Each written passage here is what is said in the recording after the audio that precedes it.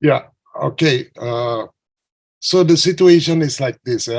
If I can conclude for a while, that the research done by the scientists in UGM uh, is different from the other. It's different. It's not genetic engineering. So we have to be very careful when we mention about that. And they already did the trial in Jogja with, I think, 77% is a huge number. But the other things also, what Chuck say that the community leaders, they have their culture and they are in conformity with the nature, and there is no enough explanation from this. Even the technology, let's say the technology is good, no side effect, but if the people is ignorant about that, I think it's a matter of to convey the safety of this. In that sense, then the question from Joe become relevant. Ibu Adi, maybe you can help us if there's any human impact, health impact, if it is the mosquito bite a human being, Bu. Maybe you can educate a little bit. Maybe Pak Warsito has. Pak Barsito atau Because Pak? we are doing it on dengue. In Yogyakarta, because we don't have Zika, so we only look at the impact on Mosquito. dengue. On the human, on dengue and chikungunya in human. But chikungunya also, there's not much of a cases that, so we only concluded for dengue. So that was the study in Jogja. And you're talking about the impact on the human's health, right? So our primary outcome is dengue infection. And this is done by serological tests. So that's I think I'm trying to speak based on the evidence that we have from the study. So I'm not assuming, I'm not using other evidence. I'm just using the evidence that we have from this Wolbachia study in Jogja. Pak Warsito, please. Yeah, I think it's thank you very much for we tested as well for the impact of the Wolbachia on the human health. So because in Jakarta, what you call that, the mosquito actually fitted by human. And then on the early release, when we did on the safety, you mean on the safety of Wolbachia for human. And we what you call it, voluntary from the community, we withdraw the blood.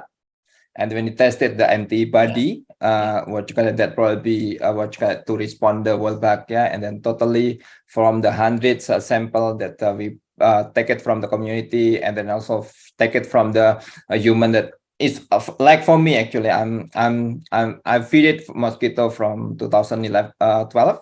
And then what you call it, on the research, they take it my blood and then tested the antibody, and then so far there is no antibody that suspected as the response of the what you call that Wolbachia. That is already published as well, and then I already put on the link. In terms of the Wolbachia, actually, as the Prof. Uut mentioned, that there are two approaches. One approach is actually for the population replacement, and the second approach is actually in the population reduction.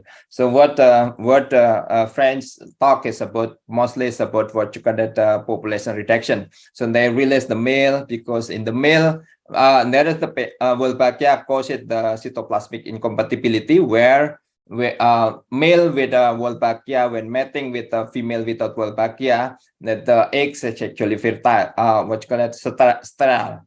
So they cannot grow, become the larvae. So, and that's why this technology actually use it in Singapore and some area in other country. So they release the male, expected that the male with Wolbachia will mating with the female without Wolbachia, and then the population will be drop. So we expected that population drop will cause the drop of the case as well. But in Yogyakarta, under the WMP approach, we not concerned about the population. We concerned about the capacity of the Wolbachia to block the dengue virus inside of the body of the mosquito. So we release the male and female have because what you call it, Wolbachia actually heredited to the generation to the generation. So with one time of release about 6 months, and then Wolbachia frequency will increase, and in the same level, in the same level, they will maintain by themselves to increase by themselves. So we talk about the capacity of the Wolbachia to block.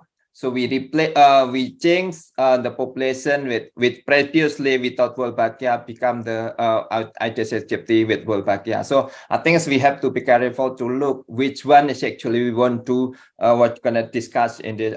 We want to review in this kind of the discussion. I think I agree with Adi Utarani, but and totally in Indonesia with what we done in Yogyakarta and in Bali as well, we release eggs. Conscious male and female, because we want to the change, not the change, but the replace of the population that previously without Wolbachia become the population with Wolbachia.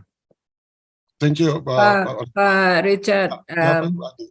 Can I add few things, Pak Richard? Sure, everybody. I'm aware of time also. No, it's okay, bro. The floor is yours. Go ahead. Yeah, bro. so I'm not staying long in this webinar. Just two things. I hear that perhaps there's a concern, but that there needs to be more information shared to the public, right? Yeah. And when talking about the public, what you specifically mentioned is about Bali. Yeah. Now, I would really suggest, please talk to the people who is doing it in Bali. So Dr. Chok, for example, you're not just talking to the community, but please have a discussion with the implementers in Bali. And perhaps you would like to say, okay, this is already done. And perhaps you could say, this needs to be done more in Bali so that the people will have more information about the technology, and so that what's happening in their lives, they know what's the knowledge, and then how are they going to implement that. So I would really encourage, please talk to the implementers there, rather than, we are trying to understand something, but I saw, also a lot of WhatsApp messages to the public, which is also confusing the public, because then you are sort of assuming that Wolbachia is genetic modification, which is not.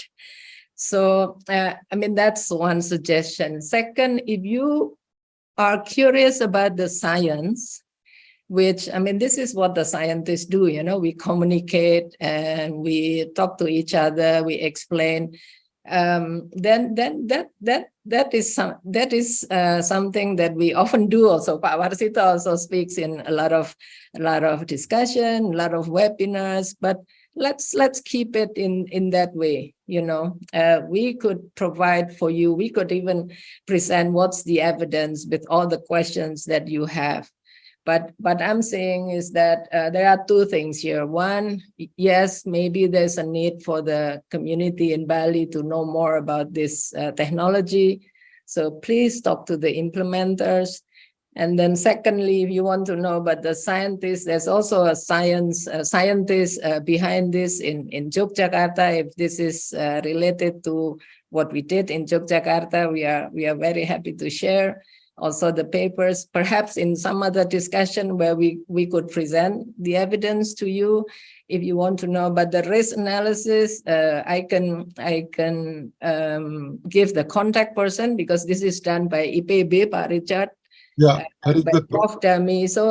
So there we can have a really scientific discussion, and not much based on assumptions and those things. So that's what I'm going to say. And thank you for having this, Pak Richard. And I cannot stay long, but I'm sorry.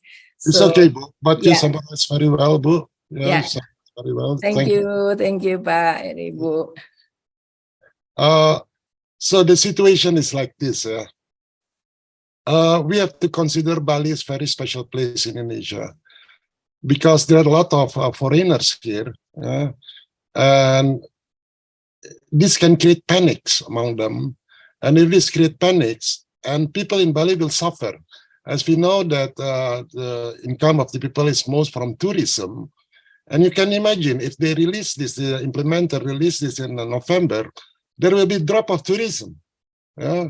So maybe if they want to implement another area in Indonesia, maybe that's fine because there is no foreigners. So me also, I still work with the government.